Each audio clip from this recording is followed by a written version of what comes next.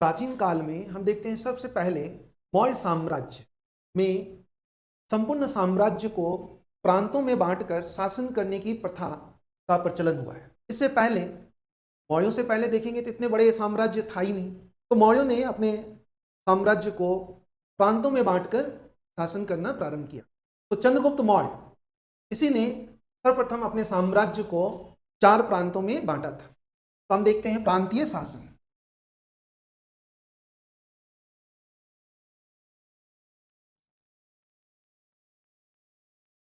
चंद्रगुप्त मौर्य पहला शासक था।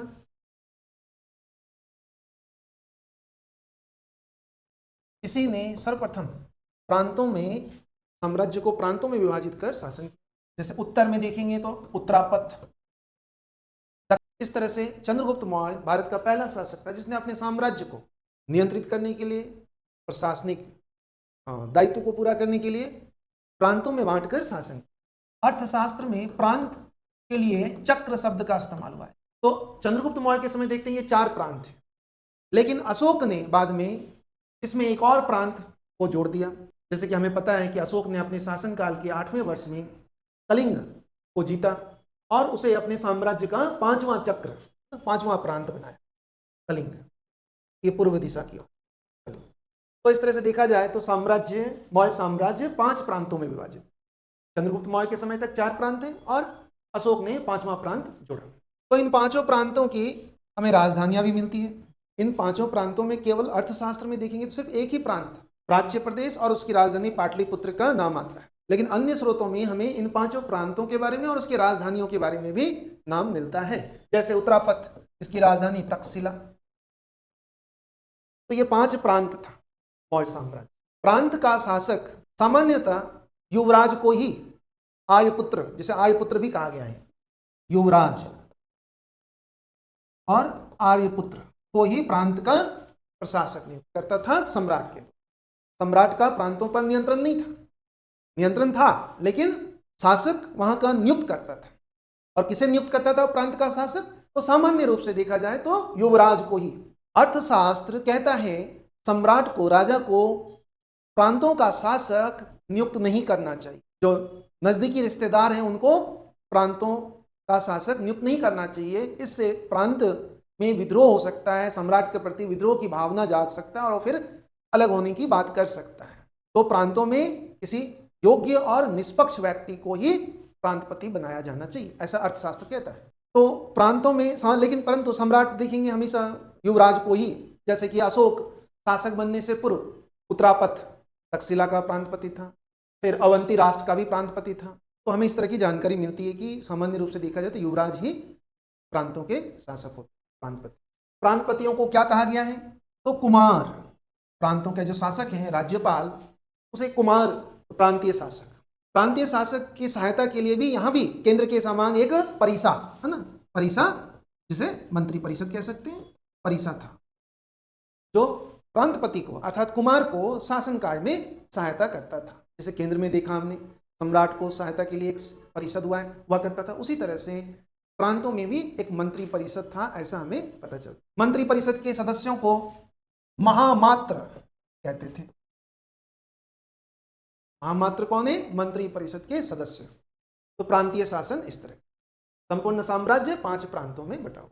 दिव्यावधान से पता चलता है कि बिंदुसार के समय अशोक तक्षशिला का प्रांतपति था। जब अवंती राष्ट्र का प्रांतपति था तब तक्षशिला में विद्रोह हुआ था, तो एक बार तो अशोक को भेजा, फिर दूसरी बार विद्रोह हुआ, तक्षशिला में 2 बार विद्रोह हुआ था। फिर दूसरी बार जब विद्रोह हुआ तो बिंदुसार ने अपने दूसरे पुत्र को भेजा था। अशोक के समय में भी तक्षशिला में एक विद्रोह के बारे में हमें जानकारी मिलती है। तो अशोक ने उस समय अपने पुत्र कुणाल को तक्षशिला भेजा था उस विद्रोह को कुचलने के लिए। तो मुख्य रूप से जो विद्रोह हुआ करता था वो इन महामात्रों के खिलाफ ही प्रजा विद्रोह करते थे, क्योंकि ये महामात्र कई बार प्रजा को पर अत्याचार करते थे, ऐसा हमें जानकारी मिली। प्रांतीय प्रशासन, प्रांत फिर बहुत सारे जनपद या मंडल कह सकते, अर्थात आज के व्यवस्था से तुलना करें तो आज का कमिश्नरी क्षेत्र जो जिला और प्रांत के मध्य होता है, प्रशासनिक इकाई। तो इस समय भी इस तरह की हमें जानकारी मिलती है कि जिला और प्रांत के बीच भी एक प्रशासनिक इकाई था, जनपद या मंडल। मतलब प्रांत फिर कई मंडलों में, जैसे ये मान लो प्रांत हैं तो प्रांत फिर विभाजित है जनपद या मंडल में, और फिर मंडल विभाजित है विषय में। तो ये हो गया विषय, ये हो गया जनपद, और ये एक प्रांत, ये पूरा प्रांत है इस तरह से विभाजित। तो जनपद भी एक प्रशासनिक इकाई था। जनपद के अधिकारी, प्रशासनिक अधिकारी को कहते हैं प्रादेशिक, ये प्रशासनिक अधिकारी हैं जनपद में, प्रादेशिक। इसके अलावा हमें जनपदीय शासन व्यवस्था के बारे में, मंडल शासन व्यवस्था के बारे में विस्तार से इस तरह की कोई जानकारी नहीं मिलती। जनपद के बाद, मंडल के बाद, मंडल से छोटा इकाई होता था विषय या आहार, विषय या आहार। ये आज का हम तुलना कर सकते हैं जिला से। विषयपति प्रमुख अधिकारी, विषयपति प्रशासनिक अधिकारी है विषयपति। इसके अलावा समाहर्ता राजस्व अधिकारी, इसके अलावा इसके अधीन रज्जुक और युक्त, ये भी अधिकारी जो जिला प्रशासन के लिए उत्तरदायी। विषयपति सामान्य प्रशासन, समाहर्ता भू राजस्व, रज्जुक समाहर्ता के अधीनस्थ अधिकारी हैं, और रज्जुक के अधीनस्थ है युक्त। तो ये मिलकर जिला प्रशासन का कार्यभार देखते। इन अधिकारियों के बारे में, रज्जुक, प्रादेशिक, रज्जुक और युक्तक, इन तीनों की चर्चा हमें अशोक के शासनकाल में ही देखने को मिलता है। अशोक से पूर्व ये तीन अधिकारी नहीं थे, अर्थात अशोक ने इन तीन नए अधिकारियों की नियुक्ति की थी। कौन कौन? प्रादेशिक, रज्जुक और युक्त। यह जानकारी हमें कहां से मिलती है? तो यह जानकारी हमें अशोक के बृहद शिलालेख, तीसरा बृहद शिलालेख से हमें यह जानकारी मिलती है कि अशोक ने तीन नए अधिकारियों की नियुक्ति की। बाकी सारे अधिकारी अशोक से पूर्व था। अशोक ने, देखो जो भी शासन, मौर्यों की शासन व्यवस्था है वो चंद्रगुप्त मौर्य ने ही स्थापित कर। अशोक ने सिर्फ एक नए प्रांत को जोड़ा और तीन नए प्रशासनिक अधिकारी, और एक हम देखते हैं धम्म महामात्र जो अशोक ने अपने शासन के 13वें वर्ष में नियुक्त किया। रज्जुक, रज्जुक मुख्यतः भू राजस्व अधिकारी था, जिसको बाद में अशोक ने न्यायिक कार्य भी सौंप दिया था। इसके बारे में कहते हैं कि अशोक ने अपने शासन के 27वें वर्ष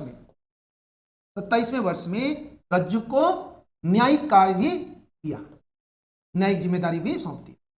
इसको रज्जुक। अब देखिए, विषय से नीचे, विषय के से छोटी जो प्रशासनिक इकाई है वो है 800 ग्राम का समूह, जिसे स्थानिक कहते हैं। और फिर सबसे छोटी प्रशासनिक इकाई ग्राम। इस तरह की प्रशासनिक इकाई 800 ग्राम समूह को स्थानिक कहा गया, 400 ग्राम समूह को द्रोणमुख, 200 ग्राम समूह को खरवाटिक और 10 ग्राम समूह को संग्रह। मुख्य रूप से देखा जाए तो ये जो इकाई है प्रशासनिक इकाई नहीं है, ये एक्चुअली में भू राजस्व इकाई है। प्रशासनिक इकाई कम, भू राजस्व इकाई ज्यादा है। तो विषय के बाद देखें तो मुख्य जो प्रशासनिक इकाई है वो है ग्राम। ये भी एक इकाई है लेकिन यहाँ प्रशासन इकाई नहीं है, ये मुख्य रूप से भू राजस्व इकाई। और फिर बाद में देखते हैं हम न्याय वाले भाग में देखेंगे तो ये न्यायालय भी है। सबसे छोटा न्यायालय ग्राम न्यायालय, फिर उसके ऊपर संग्रहण का न्यायालय, खरवाटिक का न्यायालय, द्रोणमुख का न्यायालय और स्थानिक का न्यायालय। ग्राम का अधिकारी, ग्राम का अधिकारी ग्रामीणी, जो ग्राम वृद्धों के द्वारा चुने जाते हैं। अर्थात गांव देखेंगे हम तो आज के जैसे ही स्वायत्त था।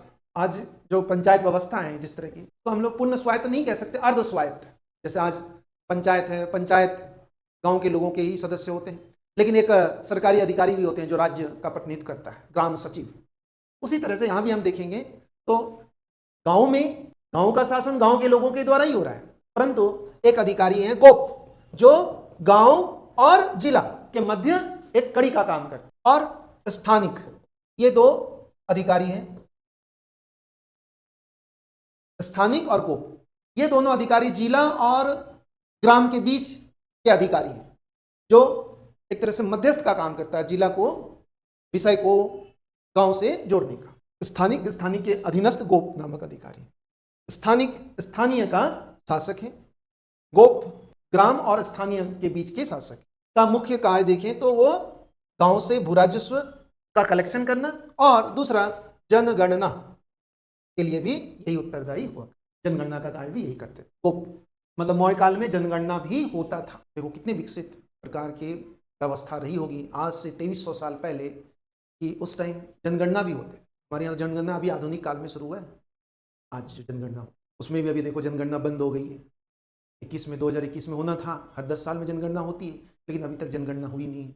जनगणना का उद्देश्य होता है कि कितने जनसंख्या है और फिर उस जनसंख्या के अनुसार ये संसाधन इकट्ठा करना है, व्यवस्था करनी है, तो हमें पता ही नहीं है कितने लोग जिमने आ रहे हैं, भोजन करने आ रहे हैं, तो हम कैसे उतने उसकी व्यवस्था करेंगे। जनगणना होना चाहिए, और ये प्राचीन काल में मौर्यों को पता था जनगणना होती। तो गोप नामक अधिकारी जनगणना। तो मुख्य रूप से देखा जाए तो ये सामान्य प्रशासनिक व्यवस्था है। प्रांत जिसे चक्र कहा गया है, प्रांत के नीचे है जनपद या मंडल, फिर मंडल से नीचे है विषय या आहार, बाद जिला, और फिर ये भी कुछ प्रशासनिक इकाई है, लेकिन मुख्य रूप से देखा जाए तो यह भूराजस्व इकाई और न्यायिक इकाई है। और सबसे छोटी प्रशासनिक इकाई ग्राम। ग्राम एक तरह से अर्ध स्वायत्त, क्योंकि गांव का शासन ग्रामीणी के द्वारा, ग्रामीणी जो ग्राम वृद्ध होते थे वही ग्रामीणी होते थे, उन्हीं के द्वारा संचालित। तो ये तो हो गया सामान्य प्रशासन। अब हम देखेंगे मौर्य काल में न्याय प्रशासन, न्यायिक व्यवस्था किस प्रकार की थी। न्याय प्रशासन, उससे पहले नगर प्रशासन देख लें। नगर प्रशासन, नगर, हमें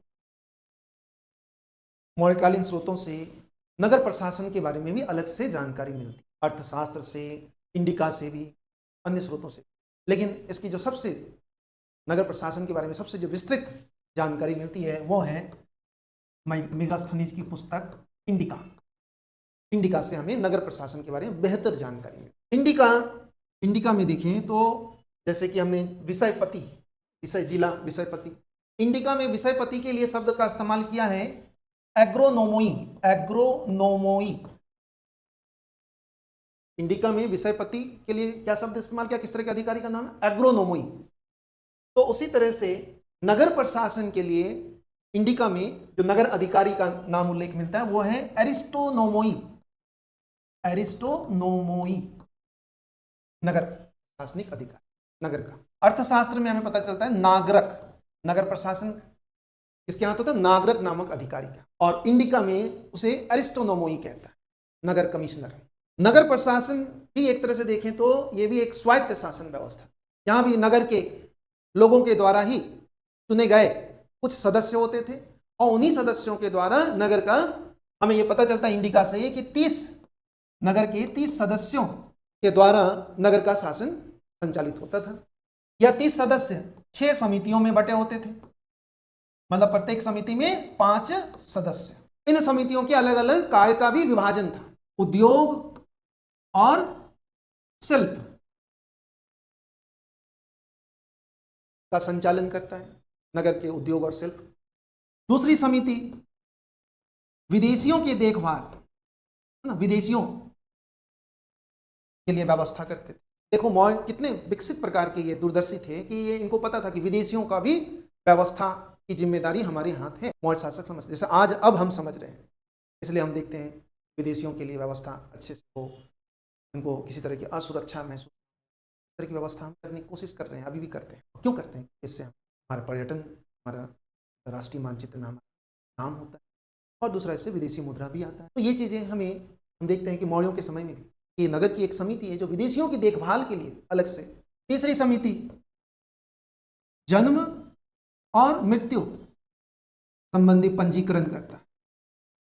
ये पंजीकरण करता है कि नगर में कितने लोग, कितने जन्म लिए हैं, कितने लोगों की मृत्यु हो गई है, इन सब का रिकॉर्ड रखते थे। जैसे अब हम रखने लगे, हमारे यहाँ 15-20 साल ही हुए हैं अभी, जो नगर पालिका, नगर परिषद या नगर निगम के द्वारा पंजीकरण किया जाता है। क्या व्यवस्था इसलिए किया जाता है, इससे कि हाँ कि कितने लोग शहर में हैं, कितने लोग जन्म ले रहे हैं, कितने, उसके अनुसार योजनाएं बनाएंगे। तो यह व्यवस्था प्राचीन काल में भी था, मौर्य काल में भी यह व्यवस्था, और अब ही हमने ये शुरू किया 15-20 साल, 15-20 साल पहले ही है, उससे पहले नहीं था। उससे पहले आपका बर्थ सर्टिफिकेट आपके 10th के बोर्ड से पता चल, बोर्ड में जो आपका बर्थ का लिखा हुआ वही माना जाता था कि यही आपका जन्म है। उसमें आप लिख दो 4 साल छोटे हो, 4 साल बड़े हो, चलेगा। लेकिन अब जो बच्चे हो रहे हैं उनके लिए अनिवार्य है कि वो नगर पालिका, नगर निगम में जाकर रजिस्ट्रेशन कराएंगे, तो फिर अब तो वो फर्जी नहीं कर सकते। तो ये अब हमारे यहाँ शुरू हुआ है 15-20 साल पहले, आज से 2300 साल पहले इस तरह की व्यवस्था हमारी। चौथी समिति व्यापार, व्यापार संबंधी देखभाल, व्यापार वाणिज्य, व्यापार वाणिज्य। पांचवी समिति विक्रय कर निरीक्षक, विक्रय कर निरीक्षक, कितने सामान कौन बेच रहा है उसके हिसाब से उस पर कर लगाया जाएगा, तो इसके लिए इंस्पेक्शन होता था। तो ये इंस्पेक्शन कर, टैक्स इंस्पेक्शन। छठी समिति, यह विक्रय कर कलेक्ट करने वाला, विक्रय कर वसूल करने वाला समिति, वसूलने वाला। तो इस तरह से नगर का शासन इन्हीं 6 समितियों के हाथ को संचालित, यह हमें अर्थशास्त्र इंडिका, मेगास्थनीज की इंडिका से हमें जानकारी, नगर का शासन अलग से। अब हम देखें न्याय प्रशासन।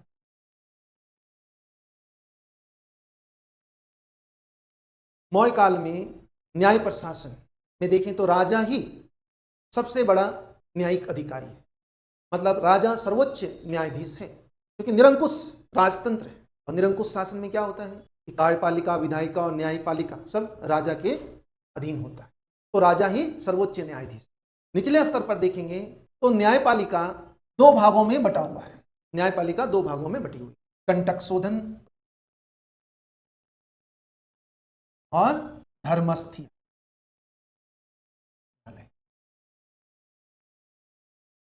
कंटक शोधन और धर्मस्थी न्यायालय। कंटक शोधन न्यायालय कैसा न्यायालय है, जो समाज में जो कंटक हैं उनको दंड देना, तो ऐसा न्यायालय को हम क्या कहते हैं आज, क्रिमिनल कोर्ट, फौजदारी न्यायालय। तो अर्थात कंटक शोधन न्यायालय कैसा है, फौजदारी न्यायालय है, फौजदारी न्यायालय कंटक शोधन या क्रिमिनल कोर्ट। और धर्मस्थीय न्यायालय, यह कैसा न्यायालय है, तो दीवानी न्यायालय, इसे दीवानी न्यायालय कह सकते हैं।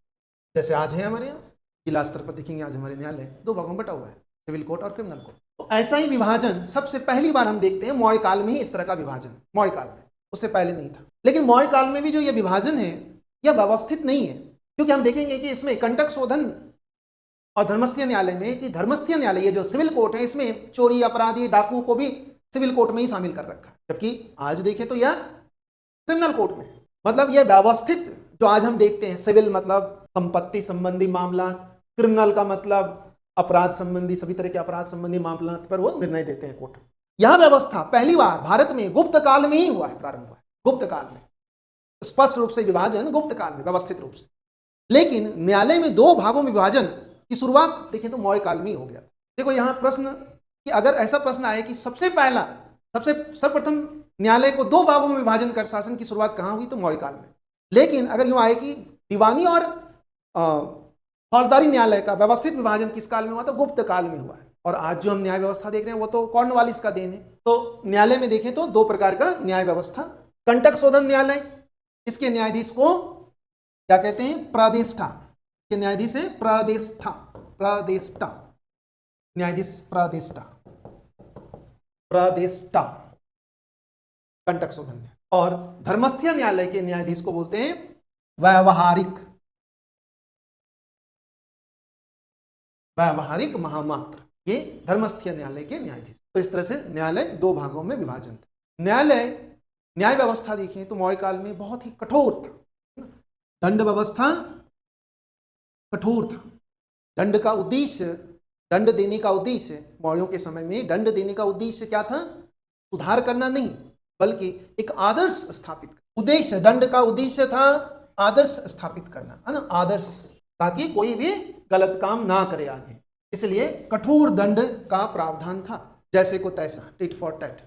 किसी ने किसी का आंख फोड़ा तो उसके भी आंख, इस तरह की सजा का प्रावधान था। मेगास्थनीज कहता है यहाँ दंड व्यवस्था बहुत ही कठोर था, और इसी कारण मेगास्थनीज कहता है कि इसी कारण इस समय मौर्य काल में अपराध ना के बराबर था, क्राइम नहीं होता था, ऐसा मेगास्थनीज कहता है, क्योंकि दंड व्यवस्था इतना कठोर था। तो दंड मुख्य रूप से किस रूप में दिया जाता था, तो शारीरिक दंड, हाथ के बदले हाथ, पैर के बदले पैर, और दूसरा आर्थिक दंड, आर्थिक दंड भी दिया जाता था।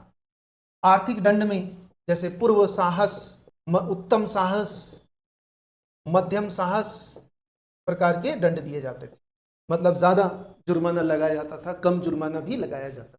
जुर्माना आर्थिक दंड, पूर्व साहस, उत्तम साहस, मध्यम साहस, ये आर्थिक जुर्माना के संदर्भ में यह शब्द इस्तेमाल हुआ।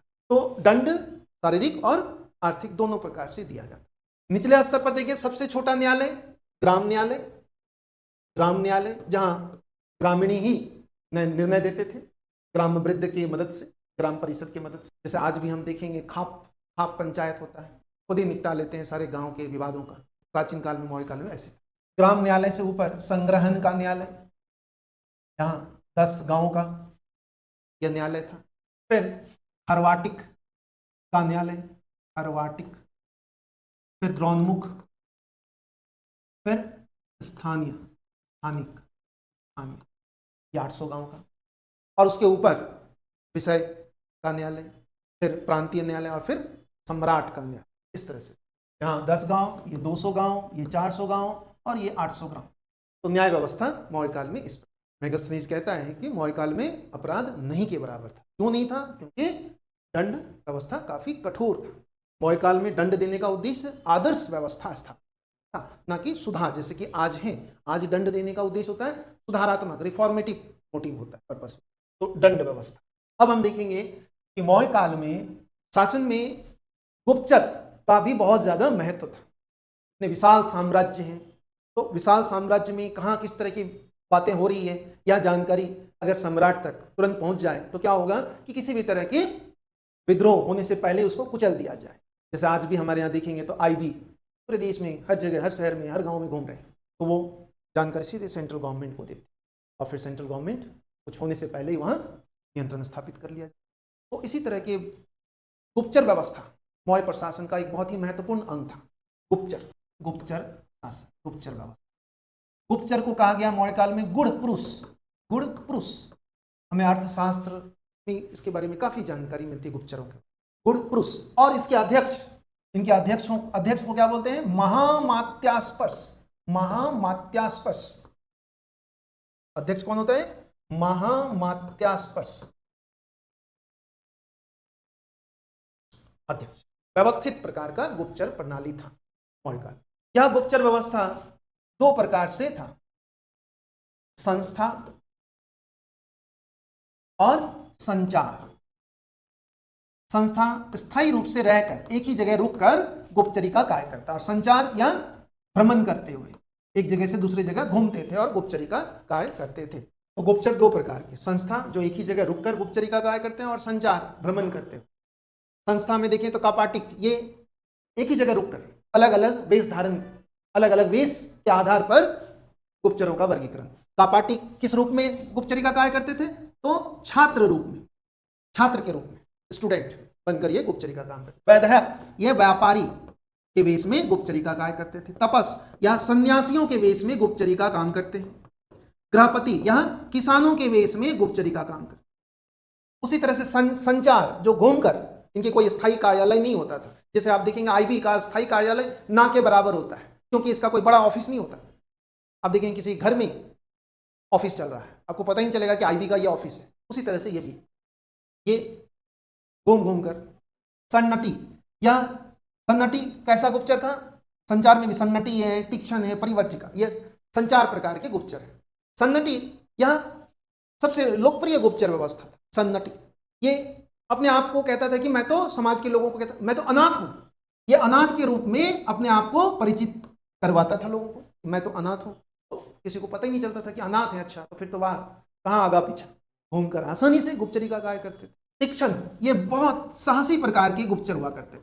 ऐसे गुप्तचरों को शासक शत्रुओं पर आघात करने के लिए ही नियुक्त रखते थे, ताकि वो शत्रु को जहर दे दे या किसी भी तरह से मार दे, और पता भी नहीं चले किसी को कि सरकार ने मरवाया है। जैसे आज भी हम देखते हैं ऐसा होता है, सरकार करते हैं ऐसा। बहुत सारे नेताओं को, बहुत सारे मंत्रियों को, बहुत सारे अधिकारियों को गुपचुप तरीके से, बहुत रहस्यमय तरीके से उनकी मृत्यु हो जाती है। बाद में इस तरह की सुबुगाहट होती है कि ये इसकी मृत्यु कैसे हुई, शायद ये उस मंत्री के खिलाफ था, उस सरकार के खिलाफ था, इसलिए। तो ऐसे काम आज भी होता है, मौर्य काल में भी होता था।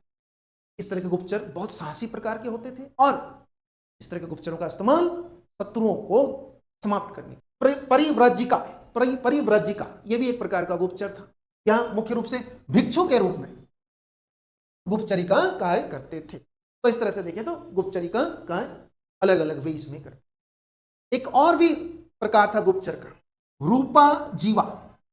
रूपा जीवा ये कैसे? ये भी एक गुप्तचर है। ये गणिकाओं को गुप्तचरी में लगाया जाता था। गणिका, उनको गुप्तचरी में लगाया जाता था।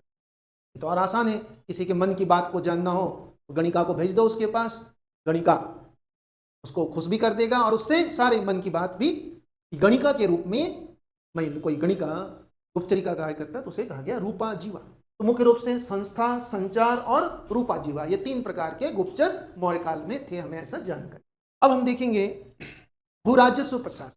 भू राजस्व प्रशासन, मौर्य काल में भू राजस्व प्रशासन के बारे में हमें काफी विस्तृत जानकारी मिलती है। कहां से? तो अर्थशास्त्र से। अर्थशास्त्र कहता है कि राजा को हमेशा खजाना, राजा के लिए खजाना हमेशा भरा हुआ रहना चाहिए। राजा को ऐसा हमेशा प्रयास करना चाहिए जिससे खजाना भरा रहे हमेशा। ऐसा कब होगा? तो इसके लिए कहता है कि राजा को हम प्रयास करते रहना चाहिए कि भू राजस्व है ना, रेवेन्यू टैक्स का किस तरह से राजस्व प्रशासन है, भू राजस्व, राजस्व प्रशासन। तो अर्थशास्त्र कहता है कि राजा को रेवेन्यू, राजस्व का नए नए क्षेत्र बनाना चाहिए, नहीं है तो क्रिएट करो, अर्थशास्त्र कहता है। अर्थशास्त्र ये कहता है कि गलत और सही सभी प्रकार के स्रोत, आय के स्रोत से हमें खजाना को भरना चाहिए, चाहे वो साधन, आय का साधन गलत ही क्यों ना हो। ऐसा अर्थशास्त्र। अर्थशास्त्र कहता है कि वो क्षेत्र जहां कृषि नहीं होती है, बंजर भूमि पर भी उसको भी उर्वरक बनाया जाना चाहिए। उसके लिए राजा को वो कहता है कि ऐसे क्षेत्र में जो भूमिहीन कृषक हैं, जो मजदूर हैं, उन्हें वहां लगाया जाना चाहिए और उनको प्रोत्साहन के रूप में कि भाई आपसे 5 साल तक कोई कार्य नहीं लिया जाएगा और जब वो भूमि उर्वरक बन जाएगा तब उससे कर लेंगे। ऐसा व्यवस्था अर्थशास्त्र में हमें जानकारी मिली। मतलब आय के नए नए साधन को किस तरह से आप विकसित करोगे उसके बारे में। तो मतलब राजस्व प्रणाली जो है मौर्य काल में बहुत ही विकसित प्रकार की रही होगी। राजस्व में देखें तो आय का सबसे, राजा का, सरकार का आय का सबसे प्रमुख स्रोत क्या था? तो भू राजस्व, भू राजस्व, भूमि कर, भूमि कर, भूमि कर। भूमि कर को क्या कहा गया? भाग। भाग अब देखेंगे संपूर्ण साम्राज्य में 2 प्रकार की भूमि है, एक तो सीता भूमि जो सीधे राजकीय भूमि है और एक निजी भूमि। सीता भूमि पर तो राजा खेती करवाता है तो उपज में से कुछ हिस्सा वो किसानों को देता है, बाकी सारा राजा का होता है। लेकिन जो निजी भूमि है वहां से वो एक फिक्स निश्चित दर से कर वसूलता था, तो वो भाग। तो भाग का दर क्या था? तो मौर्य काल में हमें ऐसे जानकारी मिलती है कि भाग का दर 1/6 था। मतलब भू राजस्व कर जो है वह सामान्यतः 1/6 था, जबकि हम गुप्त काल में देखेंगे अभी तो वहां 1/4 है। मतलब गुप्त काल में मौर्य काल से ज्यादा भूमि कर था। देखो, भाग प्राचीन काल में और मध्य काल में भी शासकों का आय का मुख्य स्रोत भूमि कर ही हुआ करता, क्योंकि अधिकतर लोग किसान ही होते थे। 90-95% लोग खेती पर ही निर्भर होते थे, तो राजा का आय का साधन भी वही होगा। तो गुप्त काल में 1/4 है और मौर्य काल में 1/6 है।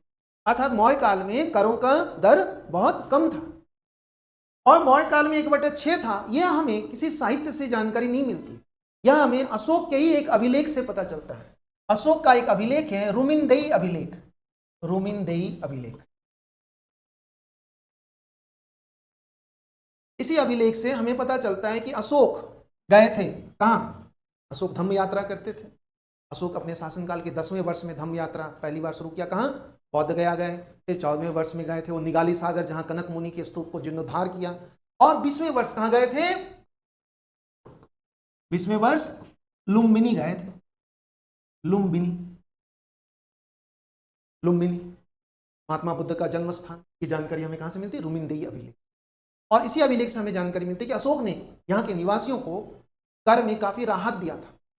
कहा था कि आपसे अब 1/6 से 1/6 कर नहीं लिया जाएगा, भाग कर 1/8 लिया जाएगा। मतलब आपको राहत दे रहे हैं हम, क्योंकि आप बहुत ही ब्लेस्ड हो, बहुत भाग्यशाली हो कि एक उस स्थान से आप संबंध रखते हो जहां एक महात्मा बुद्ध का जन्म हुआ। तो आपसे 1/8 लिया जाएगा, ना कि 1/6। अर्थात संपूर्ण साम्राज्य में कर की दर क्या था? 1/6। और लुम्बिनी से, लुम्बिनी को राहत दिया। यहां कहा कि भाई आपसे 1/8 लिया। तो लुम्बिनी के लोगों को एक तो राहत ये दिया था, दूसरा राहत भी दिया था। दूसरा राहत दिया था क्या? कि बलि नामक कर, बलि एक धार्मिक कर था। बलि एक धार्मिक कर, कहा कि भाई आपसे यह कर अब नहीं लिया जाएगा। तो बलि कर को तो पूर्णतः समाप्त कर दिया लुम्बिनी में, और भाग कर को 1/8 कर दिया। कितने से? 1/6 से। तो इसी से हमें पता चलता है कि मौर्य काल में भूराजस्व कर, भाग कर 1/6 के दर से लिया जाता था। बहुत ही कम है ये, देखें गुप्त काल में 1/4, फिर उसके बाद तो फिर 1/3, और सल्तनत काल में देखें तो 1/2 तक, तो 50% राजा कर के रूप में। दूसरा कर बलि, बलि क्या था? एक प्रकार का धार्मिक कर है जो मौर्य काल में प्रचलित था। इसके अलावा अन्य कर देखें तो प्रणय कर, प्रणय कर यह कैसा कर था? आपातकालीन कर, आपातकालीन कर। आपातकाल में इमरजेंसी आया है तो उस समय आपको कर देना पड़ेगा, आपातकालीन कर, प्रणय कर। उदयक, उदयक भाग ये कैसा था? सिंचाई कर। उदयक भाग एक सिंचाई कर था। जैसे कि हमें पता चलता है कि मौर्य काल में ही पहली बार कि राजा किसानों को सिंचाई के साधन उपलब्ध करा रहा है। ये जानकारी कहाँ से मिलती है? ये जानकारी हमें जूनागढ़ या उसी को बोलते हैं गिरनार, है ना, अभिलेख से। जूनागढ़ और गिरनार अभिलेख एक ही है। सौराष्ट्र प्रांत था मौर्यों का, एक अर्ध स्वायत्त प्रांत। यह अभिलेख किसका? यह अभिलेख के बारे में आप जानते हैं, यह भारत का पहला संस्कृत भाषा में लिखा गया अभिलेख है। संस्कृत भाषा में लिखा गया पहला अभिलेख, प्रथम शताब्दी ईस्वी का यह अभिलेख। इसका यह अभिलेख रुद्रदमन कौन था? एक शक राजा जो मौर्य काल के बाद मौर्य उत्तर काल में, रुद्रदमन ने यह अभिलेख लिखवाया। और इस अभिलेख में क्या लिखता है कि चंद्रगुप्त मौर्य, ये कहता है चंद्रगुप्त मौर्य ने सुदर्शन झील का निर्माण करवाया सौराष्ट्र प्रांत के प्रांतपति पुष्यगुप्त के सहायता से। पुष्यगुप्त, रुद्रदमन के इस अभिलेख में चंद्रगुप्त मौर्य और पुष्यगुप्त, पुष्यगुप्त चंद्रगुप्त का प्रांतपति था, झील बनवाया। कौन सा झील है? सुदर्शन झील, है ना, सुदर्शन झील। उद्देश्य क्या था? सिंचाई, किसानों को सिंचाई। फिर इसी अभिलेख में यह कहता है कि बाद में इसका पुत्र अशोक, मौर्य सम्राट अशोक ने इसी प्रांत के प्रांतपति, सौराष्ट्र प्रांत के प्रांतपति तुषास्प के सहायता से सुदर्शन झील को जीर्णोद्धार किया। फिर रुद्रदमन कहता है कि मैंने भी, रुद्रदमन ने भी इस झील का पुनरुद्धार किया। किसके सहायता से? तो वीरसेन, वीरसेन की सहायता से। तो रुद्रदमन के अभिलेख में 3 शासकों का नाम है, चंद्रगुप्त मौर्य, अशोक और रुद्रदमन। बाद में इसी अभिलेख में एक गुप्त शासक है स्कंदगुप्त, उसने भी नाम लिखवाया। कहता है कि मैंने भी पर्णदत्त के सहायता से, पर्णदत्त की सहायता से सुदर्शन झील का पुनरुद्धार किया। मतलब एक ही झील को अलग अलग शासकों ने अलग अलग समय में पुनर्निर्माण किया। निर्माण तो चंद्रगुप्त मौर्य ने किया, लेकिन पुनर्निर्माण बाद के 3 अलग अलग काल के शासकों ने किया। तो मतलब सिंचाई, सुदर्शन झील, तो सिंचाई कर, उदयक भाग कर, पिंड कर, एक था पिंड कर, मौर्य काल में एक पिंड कर। पिंड कर एक तरह से सामूहिक कर हुआ करता था, सामूहिक कर, गांव के से समूह में लिया जाने वाला कर, पिंड कर। विष्टि, विष्टि भी एक कर था, यह कर किस रूप में लिया? बेगार।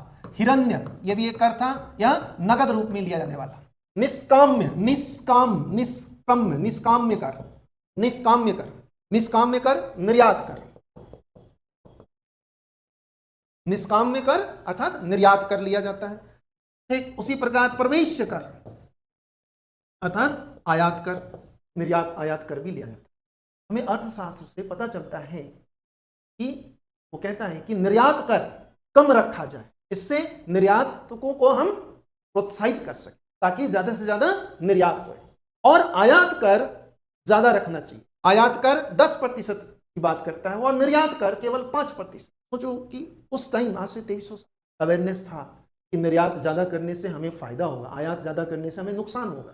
तभी वो कहता है कि निर्यात कर 5% रखें ताकि निर्यात करने वाले व्यापारी ज्यादा से ज्यादा निर्यात करें। आयात कर 10% ताकि आयात करने वाले व्यापारी हतोत्साहित हो। क्या होगा? हमारे पास ज्यादा धन होगा, हम ज्यादा उत्पादन करेंगे। ये चीज आज हम क्यों नहीं सीख पाए? हमारे यहाँ देखो तो आज भुगतान संतुलन, बैलेंस ऑफ पेमेंट हमारे पक्ष में नहीं, क्योंकि हम निर्यात बहुत कम करते हैं और आयात ही ज्यादा करते हैं। इससे क्या होता है कि हमारी जो मुद्रा है की वैल्यू कम होती है, हम बाहरी वस्तुओं पर ज्यादा निर्भर हैं, हम अपने यहाँ उत्पादन पर ज्यादा फोकस नहीं कर पाते, और इससे हमारे विदेशी मुद्रा भंडार भी इससे प्रभावित होते। तो ये चीज मौर्य काल के में ही इस तरह की व्यवस्था थी कि निर्यात को प्रोत्साहित करो, आयात को हतोत्साहित करो। तो इस तरह के कर व्यवस्था थी। मुख्य रूप से भाग कर, मुख्य कर यही था, भाग, भूमि कर, तो 1/6। इसके अलावा अन्य कर भी लिया जाता था। तो ये हो गया कर व्यवस्था, राजस्व। समाहर्ता कर संग्रह करता, और सन्निधाता ये खजांची, चीफ ट्रेजरर। अब आज हम लोग देखें सैन्य प्रशासन। सैन्य प्रशासन, सैन्य प्रशासन भी बहुत ही कुशल प्रकार का था और विशाल सेना थी मौर्यों के पास। ऐसी जानकारी हमें बहुत सारे स्रोतों से मिलता है। ग्रीक स्रोतों से, जैसे कि स्ट्रैबो, प्लूटार्क प्लूटार्क कहता है कि जो मौर्यों की जो सेना है वो 6 लाख की सेना है। 6 लाख, विशाल सेना। और प्लूटार्क ये भी कहता है कि इसी सेना की मदद से चंद्रगुप्त मौर्य ने संपूर्ण भारत पर विजय प्राप्त किया, संपूर्ण भारत को रौंद डाला था। कौन कहता है? प्लूटार्क। वहीं जस्टिन, अन्य एक ग्रीक इतिहासकार है, जस्टिन, ये कहता है कि चंद्रगुप्त की सेना डाकुओं का गिरोह था, डाकुओं का गिरोह है, कहता है चंद्रगुप्त की सेना। प्लूटार्क कहता है 6 लाख सेना है, और जस्टिन कहता है कि ये जो सेना है ये डाकुओं का गिरोह है। तो कितने बड़े और खतरनाक प्रकार की सेना होगी के पास, मौर्यों के पास। बहुत विशाल सेना थी चंद्रगुप्त मौर्य के पास। अशोक के पास भी बहुत विशाल सेना था। कलिंग युद्ध किया। कलिंग युद्ध के पश्चात अशोक ने कहा कि भाई अब हम शांति और अहिंसा का मार्ग का पालन करें, लेकिन अशोक ने कभी भी इस सेना को भंग नहीं किया। वो शांति अहिंसा की नीति को पालन करते हुए सेना को बनाए रखा। अर्थात अशोक को पता था कि सेना तो चाहिए, तो सेना मौर्यों के पास बहुत बड़ी सेना। यहां सेना देखेंगे तो अलग है ना, कई प्रकार के थे ये सेना। तो आज के हम देखो तो वायु सेना छोड़ दो तो बाकी सभी प्रकार की सेना इनके पास थी। पैदल सेना, नौसेना, नौसेना के बारे में भी हमें जानकारी मिलती है कि मौर्यों के पास नौसेना भी था, इसकी मदद से उसने दक्षिण को जीता। फिर घुड़सवार, घुड़सेना, रथ सेना, हस्ती सेना और रसद सेना भी था। रसद सेना मतलब जो सैनिकों को अस्त्र शस्त्र अन्य सामग्री प्रोवाइड कर। तो 6 प्रकार की ये सेना थी मौर्यों की। अलग अलग ये जो सेना के जो प्रकार है, यहां भी देखेंगे तो 30 सदस्यों की समिति होती थी। यह समिति फिर विभिन्न समितियों में बटे होते थे और उसके ये संचालित। सेना प्रमुख सेनापति को नायक कहते थे। नायक ये सेनापति है, नायक। तो इस तरह से सैन्य व्यवस्था ये ध्यान रखना। जस्टिन और प्लूटार्क ये एग्जाम से पूछा जाता है। प्लूटार्क कहता है कि चंद्रगुप्त मौर्य के पास 6 लाख की विशाल सेना थी और उसी की मदद से उसने संपूर्ण भारत पर विजय प्राप्त किया, संपूर्ण भारत को रौंद डाला था। और जस्टिन कहता है कि ये जो चंद्रगुप्त मौर्य की जो सेना है वो डाकुओं का गिरोह है। अब देखिए इनको जो मौर्य प्रशासन में इतने सारे अधिकारी हैं, मंत्री से लेकर कार्मिक तक, लिपिक तक, तो इन अधिकारियों को वेतन किस रूप में दिया जाता है? अधिकारियों का वेतन, वेतन तो वेतन मूल रूप से देखें तो नगद में, कैश, नगद वेतन, और कुछ अधिकारियों को तो उपज भी वेतन के रूप में मिलता था, लेकिन मूल रूप से देखें तो नगद ही वेतन दिया जाता। जैसे हमें साहित्यों से मिलता है जानकारी कि जो सबसे बड़े अधिकारी होते थे उनको 48,000 पण के रूप में वेतन दिया जाता। मौर्य काल में हमें कई प्रकार की मुद्राओं के बारे में जानकारी साहित्यों से मिलती है, लेकिन पुरातात्विक साक्ष्य में देखें तो केवल एक ही प्रकार के मुद्रा प्राप्त हुए हैं, वो है आहत मुद्रा या पंचमाग मुद्रा, जो चांदी के थे, जो महाजनपद काल में, बुद्ध काल में भी चलता था और मौर्य काल में भी प्रचलित था।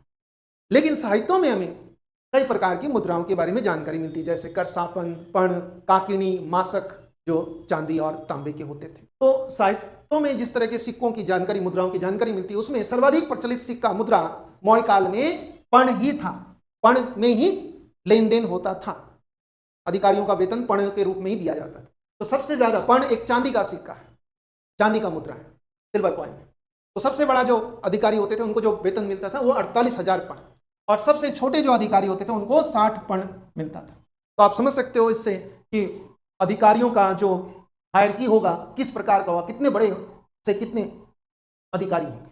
48,000 पण और 60,000 पण, इसी बीच सभी अधिकारियों को और कर्मचारियों को वेतन दिया। 12 पण भी दिया जाता था, ऐसे हमें जानकारी मिलती है। 12 पण भी अधिकारियों को तो नगद रूप में दिया था, कुछ अधिकारियों को उपज में भी, उपज भूमि भूमि नहीं दिया जाता था। भूमि दान देने की प्रथा तो हम देखेंगे बाद में, सातवाहन काल में आता है, मौर्य काल के बाद। लेकिन सातवाहन काल में भी वेतन के रूप में भूमि नहीं दी जा रही, वो तो धार्मिक दान के रूप में भूमि दी जाती है। वेतन के रूप में भूमि दान देने की प्रथा गुप्त काल और उसके बाद लोकप्रिय हुआ है।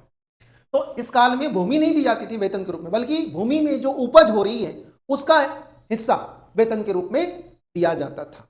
ठीक है, तो वेतन में काफी राजस्व व्यय होता होगा, ऐसा हमें जानकारी मिलती है। तो इस प्रकार से हमने मौर्यों की शासन व्यवस्था को देखा। मौर्य शासन व्यवस्था को लेकर इतिहासकारों में एक कह सकते हैं एक डिबेट है कि क्या यह व्यवस्था एक केंद्रीकृत शासन व्यवस्था थी या विकेंद्रीकृत शासन व्यवस्था। अब कुछ इतिहासकार कहते हैं कि एक केंद्रीकृत शासन व्यवस्था, कुछ इतिहासकार कहते हैं नहीं, एक विकेंद्रीकृत शासन व्यवस्था। लेकिन अधिकतर इतिहासकार आज देखें तो वो मानते हैं कि यह एक केंद्रीकृत शासन व्यवस्था रही थी। लेकिन आज के संदर्भ में केंद्रीकरण को समझना गलत होगा। केंद्रीकृत था, यह केंद्रीकृत शासन व्यवस्था है, लेकिन किस प्रकार का केंद्रीकृत व्यवस्था? क्या हम उस समय के संसाधनों के आधार पर क्या आज मान सकते हैं कि पूरी तरह से राजा संपूर्ण साम्राज्य में सम्राट का नियंत्रण हो सकता है? नहीं, क्योंकि ना यातायात के साधन है उस तरह के, ना संचार साधन है। तो नियंत्रण तो होगा, लेकिन वह नियंत्रण अप्रत्यक्ष रूप से। तो केंद्रीकृत व्यवस्था तो थी, लेकिन पूर्णतः केंद्रीकृत व्यवस्था नहीं रही होगी। जैसे रोमिला थापर है और कुछ अन्य इतिहासकार वो कहते हैं, वो तो यहां तक कह देते हैं कि मौर्य साम्राज्य के पतन के लिए अशोक का और मौर्यों का जो केंद्रीकृत शासन व्यवस्था थी वही जिम्मेदार था। अशोक की जो धम्म नीति है वो जिम्मेदार है, वो भी कहती है, लेकिन केंद्रीकृत शासन व्यवस्था के बारे में भी कहती है कि केंद्रीकृत शासन व्यवस्था ही जिम्मेदार। लेकिन ऐसा नहीं हो सकता। राजतंत्र है, राजतंत्र में तो राजा का नियंत्रण रहेगा ही, निरंकुश होते हैं। लेकिन केंद्रीकृत व्यवस्था होने के कारण मौर्य साम्राज्य का पतन हुआ, ये कहना गलत होगा। कुछ विकेंद्रीकरण की भी हम देखते हैं, जैसे ग्राम में पूर्णतः विकेंद्रीकृत व्यवस्था है, अर्ध स्वायत्त क्षेत्र है। तो मौर्य साम्राज्य में देखें तो शासन व्यवस्था में केंद्रीकरण, अधिकतर केंद्रीकरण है और कुछ विकेंद्रीकरण की प्रथाएं भी लिए हुए हैं। तो दोनों का मिश्रण है। ठीक, हाँ, इतने बड़े साम्राज्य को, इतने बड़े विशाल शासन व्यवस्था को बनाए रखने के लिए योग्य शासकों की आवश्यकता होती है। अगर अयोग्य शासक होंगे तो फिर वो कैसे? अशोक के बाद हम देखते हैं कि सिर्फ 50 साल में ही, सिर्फ अशोक की मृत्यु के 50 वर्ष में ही मौर्य साम्राज्य समाप्त हो गया। क्यों हुआ? क्योंकि अशोक के बाद जितने भी उत्तराधिकारी हुए वो अयोग्य थे, सबके सब। यही वजह था। तो कोई व्यवस्था सिर्फ केंद्रीकृत शासन व्यवस्था को मौर्य साम्राज्य के पतन के लिए उत्तरदायी नहीं ठहराया। मुख्य रूप से देखें तो अयोग्य उत्तराधिकारी। तो ये तो हो गया मौर्य प्रशासन।